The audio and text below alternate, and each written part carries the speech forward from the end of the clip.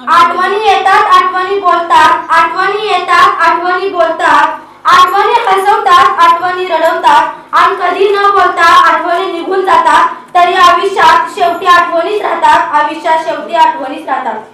अशक्य काही आठवण भविष्यात जर कधी आठवली तर त्या कशा असतील हे थोडक्यात मी तुमच्या समोर मांडणार आहे. मायबोली विषय त्यांचा, मराठी शिकवणं त्यांचं, नाव त्यांचं एस माने सर. आमचे क्लास टीचर होते.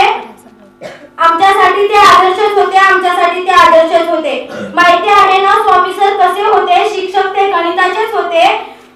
थोडे हटके होते पण फोडले त्याने सर्वांचे मटके होते. त्याने कितीतरी मारले तरी घाबरलो नाही आम्ही. पण ते क्षण आठवणीत जाणार नाही, ते क्षण आठवणीतून जाणार नाही. श्याम बेडगे सरांना विसरणे कसे शक्य होईल? श्याम बेडगे सरांना विसरणे कसे शक्य होईल? त्यांच्या एका उत्तराने पृथ्वी नष्ट होईल, त्यांच्या एका उत्तराने पृथ्वी नष्ट होईल. हिंदीच्या भूगोलाच्या तासाला तुम्ही सांगितले होते सर, आणि तुमचे टीप विचार बघून तुम्ही आमच्यामध्ये बसलो होतो सर. विज्ञान विषयाला आपल्याला कोणी होतं? भूमिका मॅडम.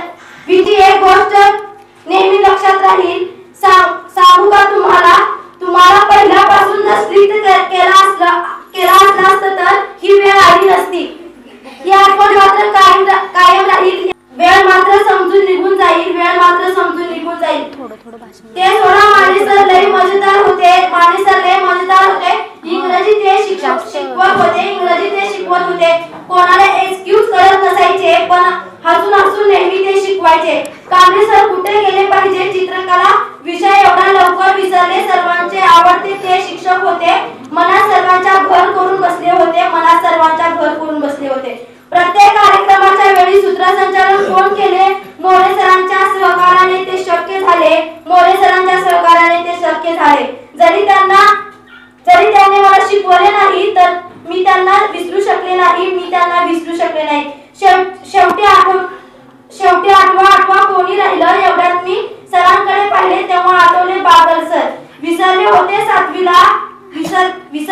सातवीला मराठी विषयाचे ते सर होते, आणि ते सर कायम आमच्या मनात होते.